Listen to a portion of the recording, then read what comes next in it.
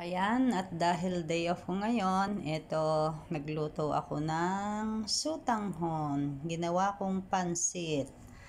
At ako'y may nasyaron na seafood salad. Ay, inilaho ko na diyan. At saka yung aking natira pang chicken na nasyaron ko din. Nung dalawang araw na nasa ref. Ayan. Naggisa lang tayo ng bawang sibuyas at nilagyan ng pampasarap na katulong ni mama at toyo. Yan. Nilagay na yung sutanghon.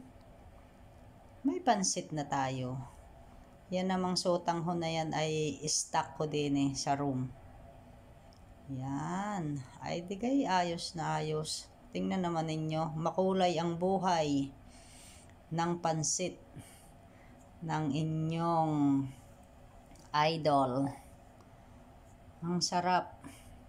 Yan ang aking almusal tanghalian. O tara, tayo kakain na. Luto na Ayan. Napakasarap na sutanghon pansit. Tingnan nyo yan. Nilagyan ko pa ng aking ginawang bawang na may chili flakes. Sarap na sarap lalo. Ang bango. Okay, thank you for watching. Bye-bye. Kain na tayo mga guys.